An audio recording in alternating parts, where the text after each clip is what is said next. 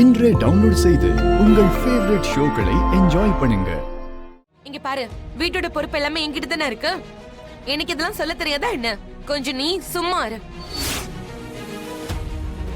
சரி, அவங்க பொண்ணு தனாவை பத்தியாவது தெரியுமா? அவ கல்யாணம் பண்ணிட்டு தனியா போயிட்டா.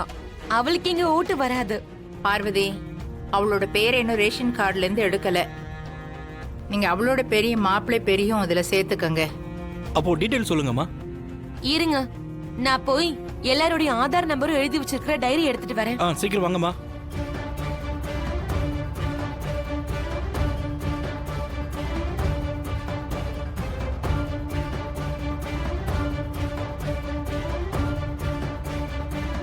என்னம்மா இவங்க போனவங்க இன்னும் வர காணோம்? இவங்க தான் குடும்ப தலைவி. வீட்டோட பொறுப்பு என் கையில தான் இருக்கு. நான் இந்த குடும்பத்தை பொறுப்பா பாத்துக்கிறேன்னு அளந்து விட்டாங்க. இப்ப எதுவுமே தெரியல அவங்களுக்கு. நீங்க எல்லாத்தையும் எடுத்து வைங்க, நாங்க பார்த்து முடிச்சுட்டு திரும்பி வரோம். சார் இருங்க, நான் சொல்றேன். அம்மா சொல்லுங்க முதல்ல. ரகுராம் ஐயாவுடைய date of birth, Aadhaar card number, அப்படியே ஒவ்வொருத்தருடைய டீட்டெயில் சொல்லுங்கம்மா.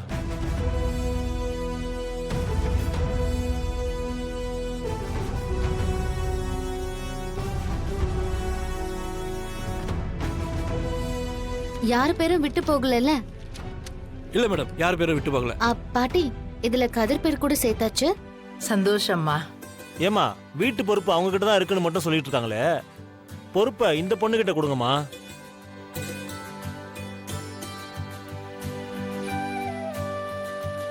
வீட்டோட பொறுப்புங்கிறது வெறும் வீட்டோட வரவு செலவு மட்டும் பாக்குறது இல்லம்மா.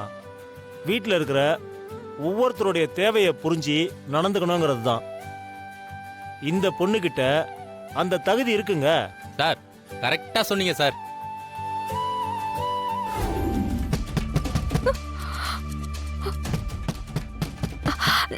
நீ அங்க போ, அங்க போ.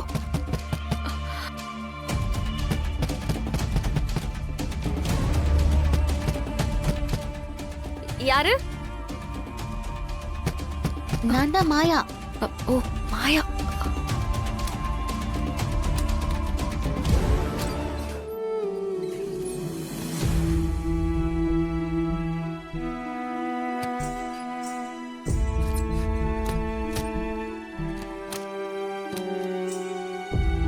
கதிர், வா.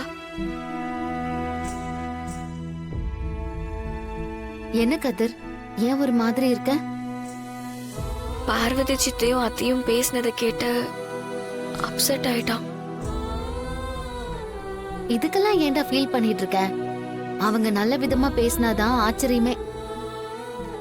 முதல்ல நீங்க உங்க புருஷனை பாருங்கன்னு மாமா பதிலடி கொடுத்தாரு. அதையும் கவனிச்சிருப்பேல்ல. ஆனா கடைசியா அவரும் என் மேல சந்தேகம் இருக்குன்னு சொல்லிட்டு போயிட்டார்ல. அதெல்லாம் கொஞ்ச நாளைக்கு தான்டா. இந்த பிரச்சனையில இருந்து வெளியே வந்துட்டா நீ டியூட்டியில ஜாயின் பண்ண தான் போற. அப்புறம் யார் உன்னை சந்தேகப்பட போறாங்க?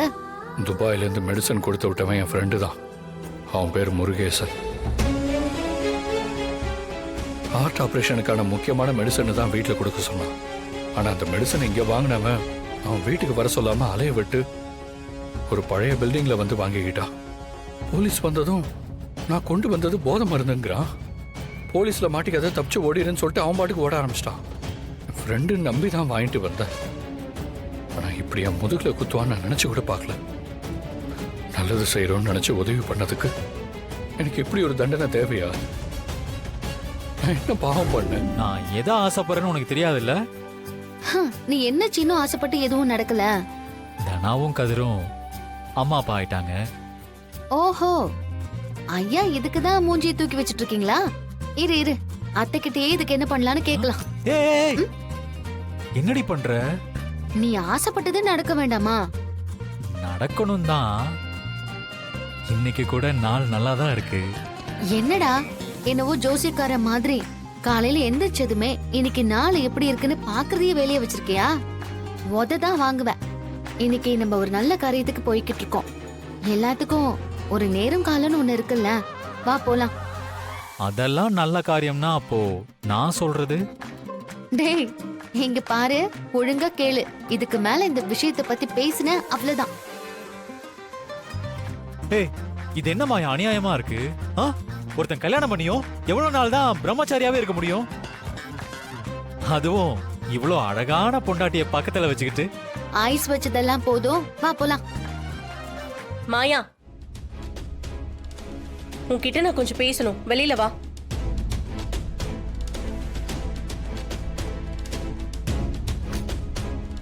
அம்மா, என்னம்மா மாயா கிட்ட என்ன பேசணும்?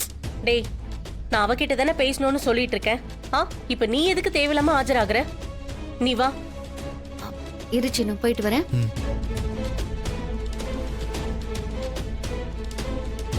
ஒரு பொண்ணா காலம் பூரா வீட்டுக்குள்ளேயே இருந்து வீட்டை தொடச்சுக்கிட்டு பாத்திரம் கழுவிக்கிட்டு சமையல் பண்ணிக்கிட்டு வாழ்க்கைய ஓட்டணும்னு அவசியம் இல்ல அத்தை. வெளியில வந்து பாருங்க, பொண்ணுங்க ஆட்டோல இருந்து லாரி பிளேனே ஓட்டுறாங்க. நீங்க படிக்கல, அதனால இந்த சாதனையெல்லாம் உங்களுக்கு பெருசா தெரியல. ஆனா நான் படிச்ச அத்தை. அப்புறம் எதுக்கு நான் இந்த வீட்டு வேலையிலேயே முடங்கி கிடக்கணும்? ஒருவேளை வீட்டு வேலையை பார்க்க நேரம் பத்தலைன்னா அதுக்குன்னு ஆளுங்க இருக்காங்கல்ல. வீட்டு வேலை பார்க்கறதுக்கும் சமைச்சு வச்சுட்டு போறதுக்கும் ஆளை வச்சு அவங்களுக்கு சம்பளம் கொடுக்க என்னால முடியும். மாமியாருங்கிற அதிகாரத்தை தயவு செஞ்சு இந்த விஷயத்துல என்கிட்ட காட்டாதீங்க. பெரியப்பாவே என்னோட லட்சியத்தை புரிஞ்சுக்கிட்டு அவரு பணம் கொடுத்திருக்காரு. அவரே இது ஒரு கலையா தான் பாக்குறாரு. நான் போய் நாட்டியம் ஆடுறதுனால நம்ம குடும்பத்துக்கு கௌரவ குறைச்சல் வந்துரும்னு அவர் நினைக்கவே இல்லை. அப்படி இருக்கும்போது நீங்க மட்டும் ஏன் அத்தை இப்படி நினைக்கிறீங்க? ஏய், இங்க பாரு, உன்கிட்ட ஒன்னும் அப்படியே இவ்ளோ பெரிய விளக்கம் கேட்கறதுக்குலாம் நான் உன்னை கூப்பிடல. எனக்கு இது பிடிக்கல, நீ பண்ண கூடாது, அவ்வளவுதான். நீங்க இப்படி ஒரு உத்தரவு போட்டீங்கன்னா அதை நான் மீறதுக்கு தயாரா இருக்கேன் அத்தை. ஏய், என்ன என்ன பேசிட்டு இருக்க? நான் உன் மாமியாரு, அத மனசுல வச்சுக்கிட்டு பேசு. அத்தை, என்ன நீங்க தடுக்கணும்னு நினைச்சா கண்டிப்பா அதை உடைச்சிட்டு நான் போய் சாதிக்கணும்னு நினைப்பேன். என்னை கட்டுப்படுத்த உங்களால முடியாது. ஏற்கனவே அத்தை வேற எனக்கு வீட்டு பொறுப்பெல்லாம் பார்க்க தெரியலன்னு சொல்லிட்டு இருக்காங்க. போற போக்க பார்த்தா வீட்டுக்கு ஒத்து சவி அந்த மாயா கோய்க்கு வேற போயிடும்னு சொல்றாங்க. அந்த மாயாவை மட்டும் நம்ம வளர விட்டோம்னு வச்சுக்கோங்க,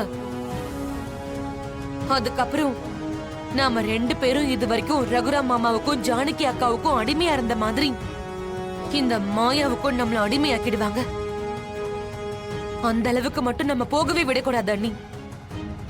எக்காரணத்துக்கு கொண்டும் இவ டான்ஸ் ஸ்கூல் ஆரம்பிக்கவே கூடாது அண்ணி. ஏதாவது ஒண்ணு பண்ணி நம்ம தடுத்தே ஆகணும்.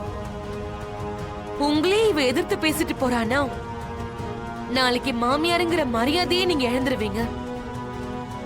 நாம 2 பேரும் சேர்ந்து இவ்வளவு ஒடக்கி ஒடக்கி ஓரத்துல உட்கார வைக்கணும்.